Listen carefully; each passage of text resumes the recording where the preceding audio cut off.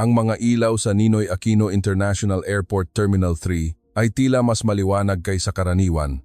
Ang kalampag ng mga maleta sa makintab na sahig na gawa sa marmol at ang mga anunsyo sa wikang Ingles na may halong Ukrainian ay umaalingaw-ngaw sa buong Arrival Bay 9. Mahigit 20 kababaihang Ukrainian na may edad mula 18 hanggang unang bahagi ng 30 ang naroroon. Lahat sila ay nanginginig. Maputla ang kanilang mga mukha. Ang ilan ay nakasuot pa rin ng makakapal na winter coat sa kabila ng halos 32 degree na halumigmig ng Maynila. Ang iba ay mahigpit na niyayakap ang kanilang maliliit na bag na parabang ito na lamang ang natitirang pag-aari nila sa mundo. Walang isa man sa kanila ang marunong mag-Filipino. Tanging mahihinang hikbi at mga salitang Ukrainian na puno ng takot ang maririnig. Ang mga opisyal ng Bureau of Immigration ay natigilan sa loob ng ilang segundo bago nagmamadaling tumawag ng interpreter team. Ang mga staff ng airport ay nagkagulo. Mayroong nag-abot ng malamig na tubig, mayroon namang sumenyas gamit ang kamay, nagtatanong, "Gutom ba kayo? Ginaw?" Ngunit lahat sila ay marahang umiling habang nagpapasalamat sa paraang hindi nila lubos maunawaan. Ang amoy ng jet fuel na may halong bago ng sampaguita mula sa mga garland na pansalubong ay lumulutang sa hangin. Ngunit ang pinakamalinaw na mararamdaman ng lahat ay ang matinding takot na bumabalot sa grupo ng mga kababaihan. Bigla, isang malakas na iyak ang pumunit sa katahimikan. Isang maliit na babaeng may buhok na blonde ang napaluhod at tumama ng malakas ang kanyang mga tuhod sa sahig. Niyakap niya ang kanyang luma at punit-punit na backpack. Nang napakahigpit hanggang sa mamuti ang kanyang mga buko, walang tigil ang agos ng kanyang mga luha.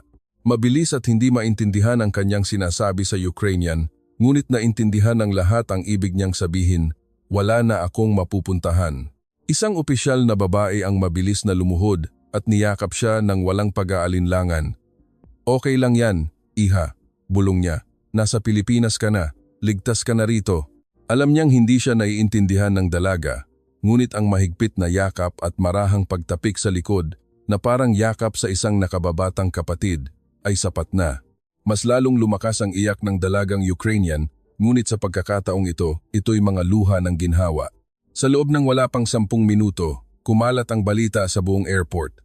Huminto ang mga tao sa pagkuha ng litrato, sa paglalakad. Lahat ng mata ay nakatuon sa grupo ng mga babae na nagsisiksikan na parang mga basang sisiw. Isang driver ng taxi ang lumapit sa isang opisyal. "Sir, paano po ako makakatulong? Mayroon po akong van na bakante." Isang tindera ng SIM card ang tumakbo papalapit dala ang mga libreng malamig na fruit juice. Isang batang babae na kasama ng kanyang pamilya ang kumuha ng biskwit mula sa kanyang bag at inabot sa kanila. Kahit walang bata sa grupo, inalok niya ang lahat. Walang nakakaalam kung ano ang nangyari sa kanila. Walang nakakaalam kung bakit sila bigla ang napadpad sa Pilipinas. Walang nakakaalam kung saan sila tutuloy ngayong gabi. Ngunit isang bagay ang alam ng lahat. Sa sandaling iyon, binuksan ng Pilipinas ang kanyang mga pinto upang tanggapin ang mahigit 20 estranghero na nawalan ng pag-asa nang walang anumang tanong. Nang madaling araw na iyon, isang larawan ng babaeng Ukrainian na may kulot na buhok na yumayakap sa opisyal ng BI ay kinunan ng isang pasahero. Ito ay naging viral sa buong mundo sa loob lamang ng ilang oras. Ang caption ay isang simpleng pangungusap lamang. Kapag ang isang estranghero ay nagiging pamilya sa isang iglap, "Salamat, Pilipinas." Ngunit ang tunay na kwento ay nagsisimula pa lamang. Dahil walang sino man ang nakakaalam na ang grupo ng mga babaeng ito ay niloko mula sa isang maliit na bayan sa silangang bahagi ng kanilang bansa na may pangako ng magandang trabaho sa Europa. Sa huli, sila ay ipinasa at dinala sa Pilipinas nang hindi nila namamalayan. Walang pera, walang tiket pabalik, wala ni isang damit na pamalit. At ang pinakatatagong lihim, sa grupo ng mahigit 20 babae, may isang dalagitang 19 na anyos na nagngangalang Natalia. Itinatago niya ang isang liham sa kanyang lumang backpack. Isang liham na isinulat sa nanginginig na kamay sa wikang Ukrainian na may maikling mensahe. "Kung mawala ako, pakisabi sa nanay ko na mahal ko siya at patawarin niya ako sa pagtakas ko ng hindi nagpapaalam." Si Natalia ay nanginginig sa gitna ng kanyang mga kasamahan. Tumingin siya sa paligid ng airport na puno ng mga estranghero, ngunit lahat sila ay nakangiti sa kanya, lahat ay tumatango, at lahat ay nagsasabi ng kamusta sa malumanay na boses. Hindi niya naiintindihan ang wika, ngunit naiintindihan niya ang pakiramdam na hindi na siya nag-iisa. Ngunit ang mga susunod na mangyayari sa loob ng ilang oras ay gugulat sa buong mundo. Dahil isang ordinaryong Pilipina ang malapit ng maging ina sa mahigit 20 babaeng Ukrainian, kahit na siya mismo ay kararating lang sa pagkawala ng sarili niyang anak 3 buwan na ang nakalipas. Nang umagang iyon, matapos ang mahabang pakikipag-usap ng mga taga-airport, nalaman nilang ang grupo ay walang hotel reservation at walang susundo. Wala silang kahit anong contact number. Ang kanilang mga pasaporte ay kinuha ng isang ahente na naglaho na mula nang lumapag ang eroplano. Nagsimula nang magpanik ang lahat. Sinubukan ng staff ng Ukrainian airline na tawagan ang tour leader, ngunit lahat ng tawag ay naputol. Sa huli, kinailangan nilang makipag-ugnayan sa Ukrainian Embassy na nasa Kuala Lumpur, Malaysia pa, dahil wala pang ganap na embahada sa Pilipinas noon. Habang naghihintay sa team mula sa embahada, ang grupo ng mahigit 20 babaeng Ukrainian ay dinala sa isang special waiting lounge ng airport. Malamig ang aircon at amoy panlinis ng sahig, ngunit lahat sila ay nakasuot pa rin ng makakapal na winter coat at pinagpapawisan na. Isang dalaga na nagngangalang Sofia, 21 anyos pa lamang, ang naghubad ng kanyang coat. Doon nakita na nakasuot lamang siya ng manipis na t-shirt sa loob. Nanginginig siya sa ginaw at nagkikiskisan ang kanyang mga ngipin. Isang babaeng opisyal ang mabilis na tumakbo at kinuha ang sarili niyang alampay, ibinalot ito sa dalaga at niyakap siya ng matagal. Ang amoy ng pawis na may halong murang pabango ni Sofia ay banayad na umalingasaw.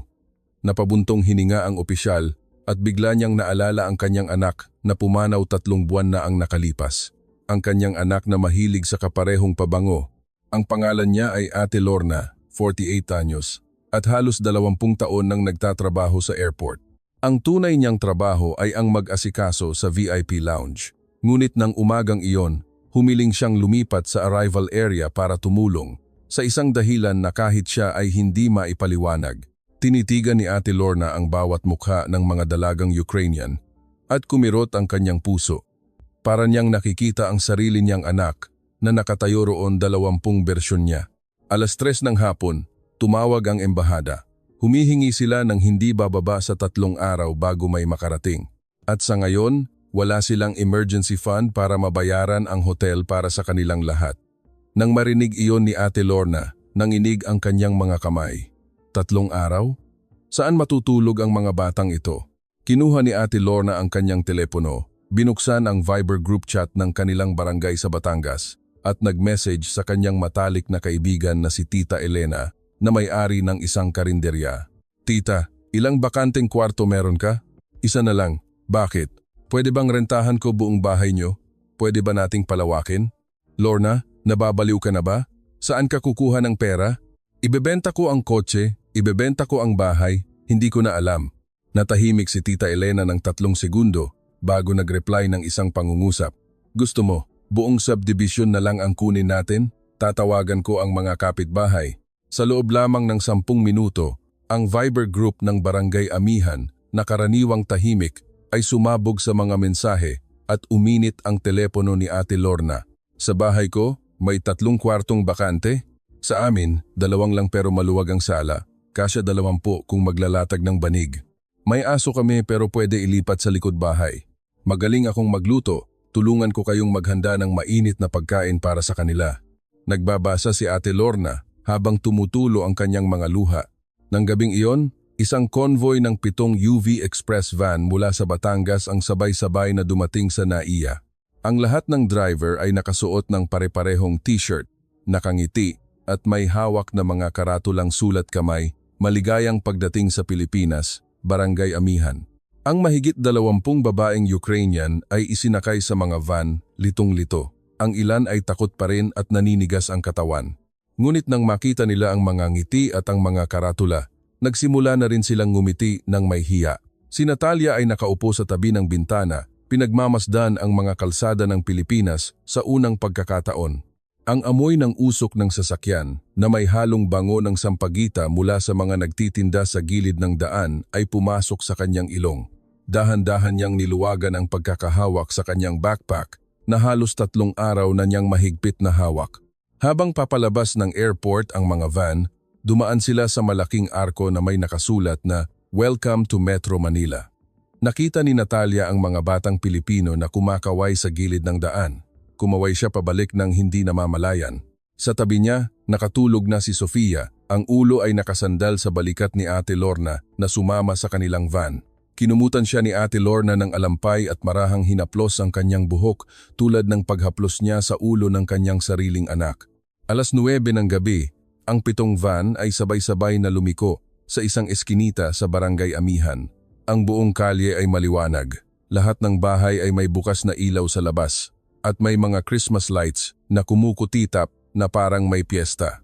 Mahahabang mesa ang nakahilera sa kalsada, puno ng amoy ng sinigang na hipon, adobo at bagong saing na kanin.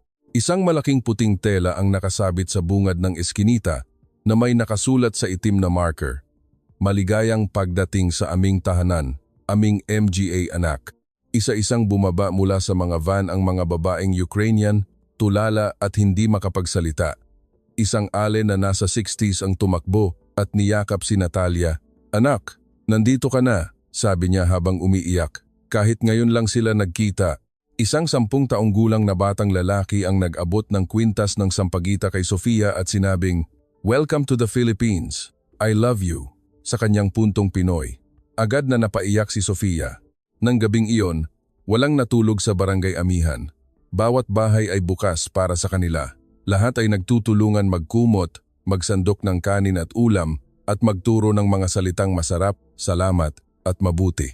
Si Natalia ay nakaupo sa dulo ng mesa, tinikman ang mango float sa unang pagkakataon sa kanyang buhay, at napaiyak ng hindi namamalayan. Napakatamis nito, na para bang kinikiliti ang kanyang puso. Ngunit ang mga susunod na mangyayari kinaumagahan ay maglalagay sa buong Barangay Amihan sa harap ng pinakamalaking desisyon sa kanilang buhay. Dahil ang liham na nakatago sa backpack ni Natalia ay hindi sinasadyang nabuksan ng isa sa mga ale, at ang nakasulat doon ay hindi lamang isang paghingi ng tawad sa kanyang ina, kundi ang nag-iisang ebidensya na makakatulong sa paghuli sa isang international human trafficking syndicate na magpapadala ng susunod na grupo ng mga babae sa loob ng 3 araw. Kinaumagahan, 5:00 ng madaling araw, ang amoy ng mainit na arroz caldo ay kumalat sa buong Barangay Amihan. Si Aling Celia, 72 anyos, ang may-ari ng 2 palapag na bahay na kahoy kung saan natulog si Natalia, at 3 pa niyang kasama, ay nagising at nakita ang liham na nakapatong sa ilalim ng nakabukas na backpack. Hindi marunong magbasa ng Ingles si Aling Celia, ngunit nakita niya ang pangalan ng lungsod, Kharkiv, at ang salitang help na isinulat gamit ang asul na tinta na kumalat na sa papel. Agad siyang kinabahan. Dala ang liham, naglakad siyang nakayapak papunta sa katabing bahay kung saan natutulog si Ate Lorna.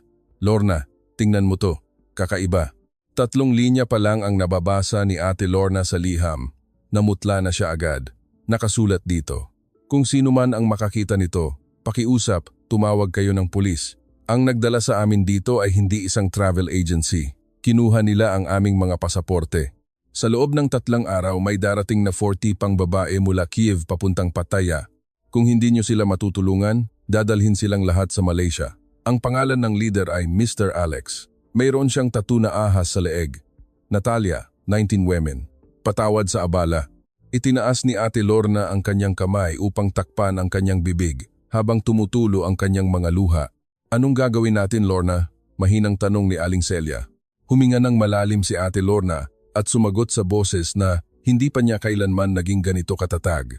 "Hindi na natin hahayaang may mawala pa sa mga batang ito." 8:00 ng umaga, isang agarang pulong ang idinaos sa barangay hall. Tanging mga residente lamang ang imbitado.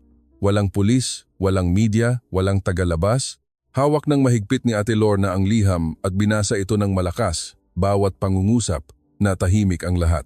Tanging huni ng mga kuliglig at ang ihip ng hangin sa mga dahon ng puno ng mangga ang maririnig. Si Lolo Ben, isang retiradong pulis, ang unang nagtaas ng kamay. "May mga kakilala pa ako sa istasyon sa Batangas City. Kaya kong tawagan." Sumunod agad si Tita Elena, ang may-ari ng karinderya. "Pero kung tatawag tayo ng pulis ngayon, dadalhin ang mga bata sa isang government facility. Malalaman ng sindikato at mawawala ang susunod na grupo. Nagkatinginan ang lahat. Kung gayon, sabi ni Ate Lorna sa nanginginig na boses, kailangan natin silang unahan.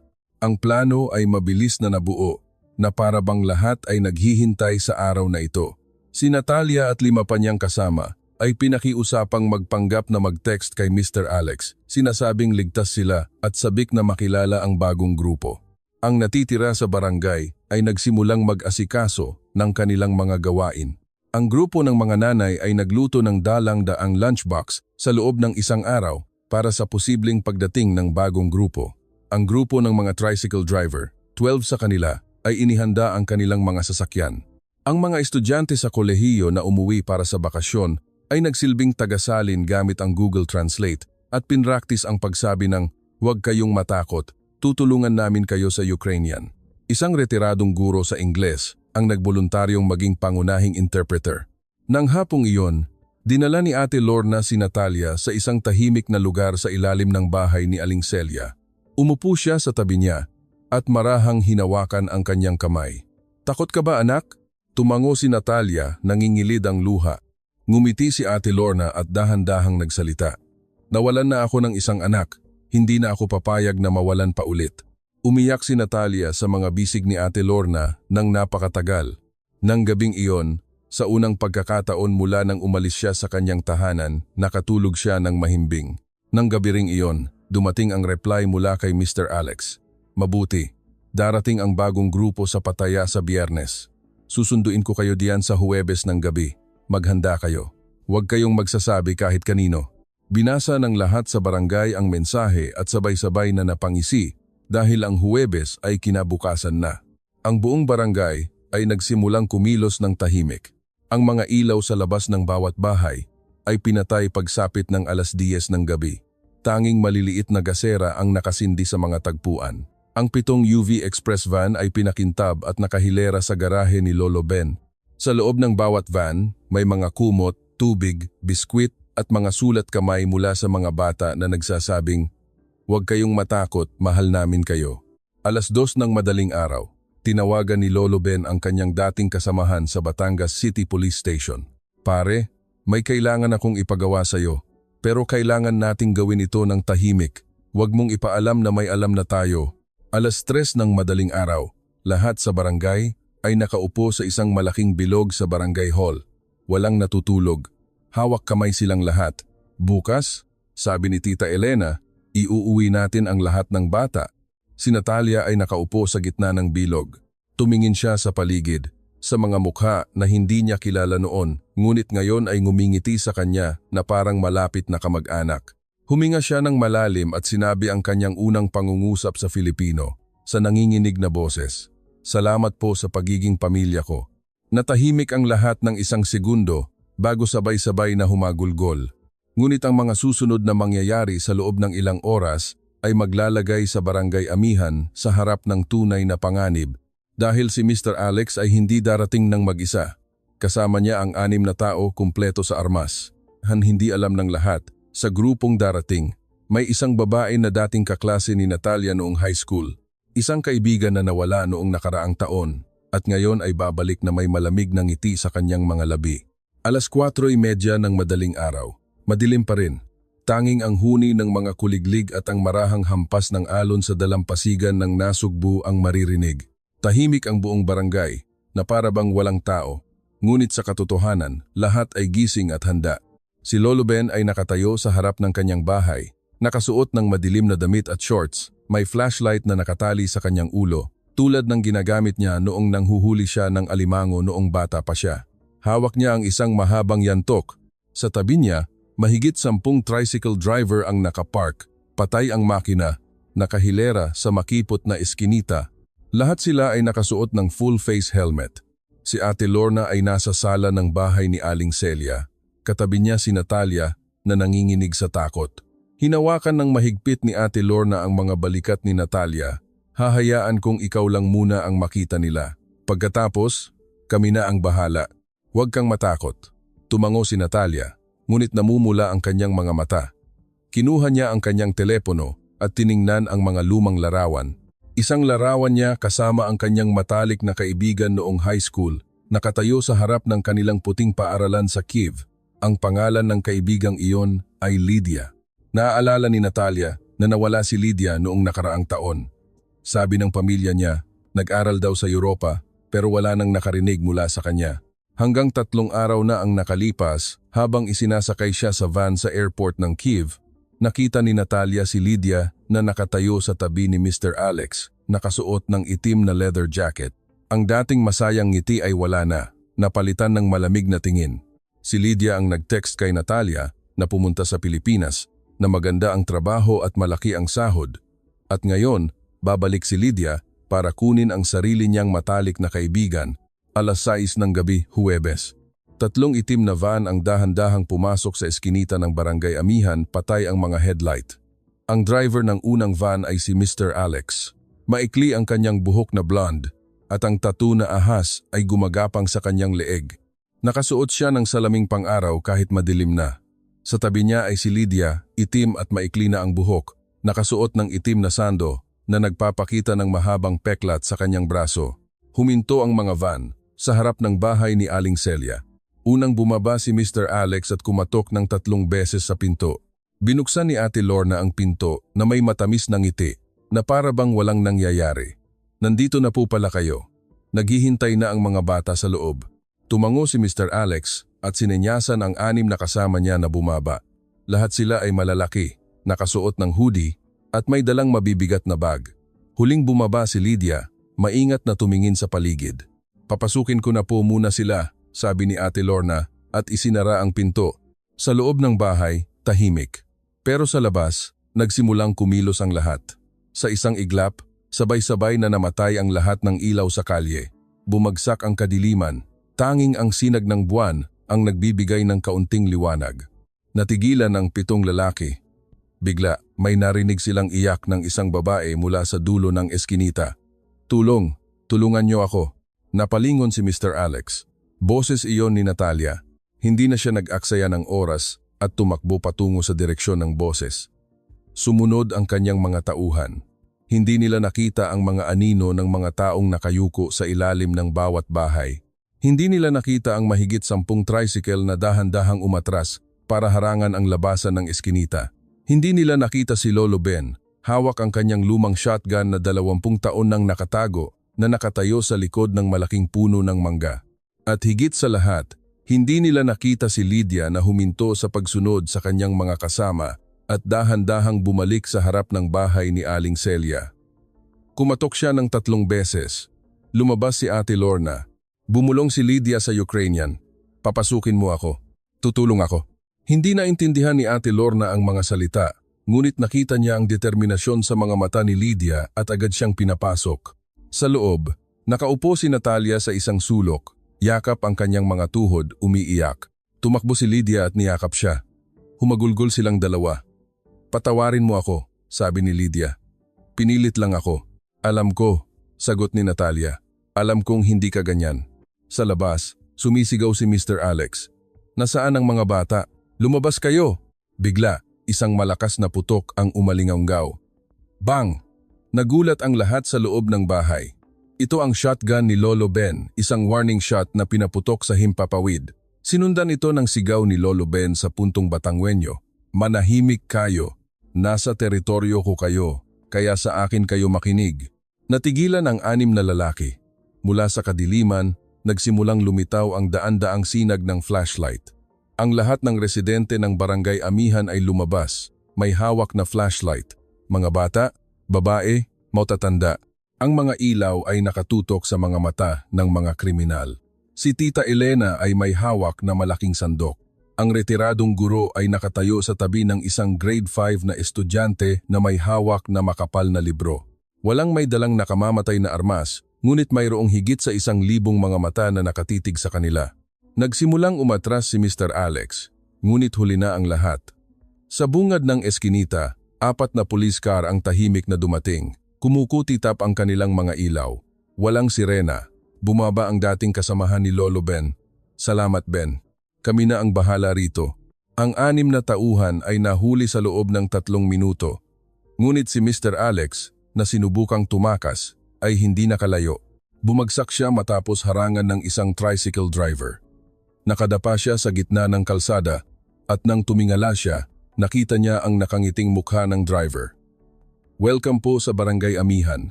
Pero sorry, hindi ka na makakaalis ngayon." Nang madaling araw, nilusob ng mga pulis ang buong sindikato sa Batangas at Maynila. Mahigit 38 na miyembro ang naaresto. Ang susunod na 40 babaeng Ukrainian ay nailigtas bago pa man sila makasakay sa eroplano. Hindi ito naging malaking balita sa mga diaryo, ngunit sa social media, ang larawan ng mga residente ng Barangay Amihan na may hawak na flashlight, pinalilibutan ang mga kriminal ay na-share ng milyon-milyong beses na may iisang caption. Kapag nagsama-sama ang maliliit, ang buong mundo ay kailangang makinig. Ang kuwento ay nagtapos sa isang larawan ni Natalia, Lydia, at ng mahigit 20 iba pang babaeng Ukrainian na kumakain ng mango float sa harap ng bahay ni Aling Celia. Lahat sila ay nakangiti habang tumutulo ang kanilang mga luha. Niyakap ng mahigpit ni Ate Lorna si Natalia at bumulong, "Mula ngayon, may nanay ka na." Epilogo, 1 taon, makalipas. 1 taon ang lumipas na parang panaginip. Ang Barangay Amihan ay ganoon pa rin. Ang amoy ng adobo ni Tita Elena ay umaalingasaw pa rin tuwing umaga. Ang sigaw ni Lolo Ben sa mga asong pagala-gala ay maririnig pa rin, ngunit may isang bagay na nagbago magpakailanman. Ang bahay ni Aling Celia ay pininturahan ng light blue, tulad ng kalangitan sa Kiev tuwing tagsibol. Sa harap, may isang kahoy na karatula na sulat kamay ng mga bata. "Ang ating tahanan, home of us." Sa loob, may 4 na bagong silid. Ang ibabang palapag ay ginawang isang silid-aralan para sa Filipino, Ukrainian at Ingles na may malaking pisara na donasyon ng retiradong guro. Ang mga babaeng Ukrainian, na ngayon ay 26 na, ay nananatili pa rin doon. Walang umuwi sa Ukraine, hindi dahil sa takot sa digmaan, kundi dahil dito na nila natagpuan ang kanilang tunay na tahanan. Si Natalia ang unang nagigising araw-araw, nakasuot ng duster na may bulaklak na tinahi ni Aling Celia. Tinutulungan niya si Ate Lorna sa kusina. Isang araw, tinanong siya ni Sofia sa pinaghalong Filipino-Ukrainian accent, "Ano na namang lulutuin mo, Nay?" "Ginataang bilo-bilo," sagot ni Natalia. "Paborito mo, di ba?" Ngumiti si Sofia at niyakap si Ate Lorna mula sa likod. "Salamat, Nay." Natigilan si Ate Lorna sa paghahalo at niyakap pabalik si Sofia ng mahigpit. Ang salitang Nay o Inay ay naririnig sa bahay na iyon nang hindi bababa sa 200 beses bawat araw. Si Lydia ang pinakamalaking nagbago. Mula sa dalagang may malamig na tingin, siya na ngayon si Ate Lydia na mahal ng mga bata sa barangay. Tuwing hapon, sinusundo niya ang mga bata mula sa eskwelahan gamit ang kanyang motorsiklo at tinuturuan sila ng English. Tuwing Sabado ng gabi, nagtitipon ang lahat sa barangay hall.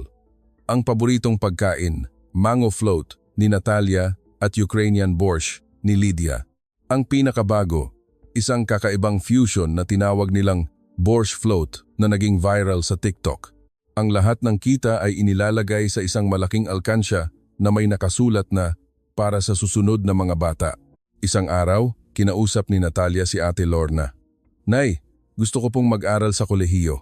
Gusto kong maging social worker para matulungan ang mga bata tulad ng pagtulong ninyo sa akin." Ngumiti si Ate Lorna hanggang sa halos hindi na makita ang kanyang mga mata. "Oo naman anak, may naipon na si Inay para sa iyo mula sa kita ng borscht float. Halos labing 400,000 na." Napaluha si Natalia, hindi dahil sa pera, kundi dahil sa salitang anak na sinabi ni Ate Lorna nang walang ate sa unahan. Nang gabing iyon, nagkaroon ng maliit na selebrasyon. Nakapasa si Natalia sa entrance exam para sa social work sa isang universidad sa Batangas. Nagluto si Tita Elena ng 50 kahon ng puto bumbong. Naglabas si Lolo Ben ng 5 case ng beer. Ang mga tricycle driver ay nag-set up ng sound system, pinapatugtog ang mga kantang Pinoy at Ukrainian. Nakatayo si Natalia sa gitna, niyayakap ng lahat. Nakita niya si Ate Lorna sa isang sulok, tahimik na umiiyak. Tumakbo siya at niyakap ang kanyang ina ng napakahigpit. "Nay, tatapusin ko po ang pag-aaral ko at babalik ako para tulungan kayo at ang lahat ng bata." Hinaplos ni Ate Lorna ang kanyang buhok. "Huwag kang magmadaling bumalik, anak. Dahil ang susunod na grupo, tayo na mismo ang susundo sa kanila." Natahimik ang lahat bago sabay-sabay na sumigaw, "Sasama kami." Isang huling eksena, ang kasal. Ang unang Sabado ng Nobyembre. May kasal sa Barangay Amihan. Ang bride, si Natalia, ay nakasuot ng magandang Filipiniana. Ang groom, si Kuya Marco, ang tricycle driver na humarang kay Mr. Alex. Nagkakilala sila tuwing umaga habang nagtitinda ng pagkain si Natalia at tuwing gabi kapag hinahatid siya ni Marco mula sa universidad. Sa seremonya, si Ate Lorna ang huling nagbigay ng basbas. Hawak niya ang isang maliit na tabo ng tubig, nanginginig ang kanyang mga kamay at ang luha ay umaagos sa kanyang pisngi. Noong isang taon, akala ko hindi na ako makakaranas ng ganito muli, sabi niya sa nanginginig na boses. Ngunit ngayon binabasbasan ko ang aking panganay na anak. Natalia, anak, saan man kayo dalhin ng buhay, tandaan ninyo na dito sa Barangay Amihan, may isang ina, 25 kapatid, at isang buong barangay ng mga tito at tita na laging naghihintay sa inyo. Ang aming tahanan ay laging magiging tahanan ninyo. Pagkatapos niyang magsalita, napaluhod siya at niyakap si Natalia, at ang buong barangay ay umiyak kasama nila mga luha ng kaligayahan. 4:00 ng madaling araw, nagsimula ng umuwi ang mga tao. Ngunit bago pumasok, tumayo si Ate Lorna sa harap ng kanilang bahay at tiningnan ang karatula. Ang ating tahanan, Home of Us, Barangay Amihan, Batangas, Philippines. At lahat ay pamilya. Sa ilalim nito, may isang maliit na plaka na idinagdag kahapon, sulat kamay ni Natalia. Kahit anong mangyari, kung maligaw ka, anak, tumawag ka lang kay inay. Susunduin ka niya. Ngumiti si Ate Lorna habang tumutulo ang kanyang luha at bumulong sa sarili. Hindi ko akalain na sa isang beses na pagbubukas ko ng pinto para sa isang estranghero, magkakaroon ako ng isang buong barangay ng mga anak at isang bagong buhay. Ang kuwentong ito ay hindi pa tapos. Dahil ang 7 van na iyon, hanggang ngayon, ay patuloy pa ring bumibiyahe.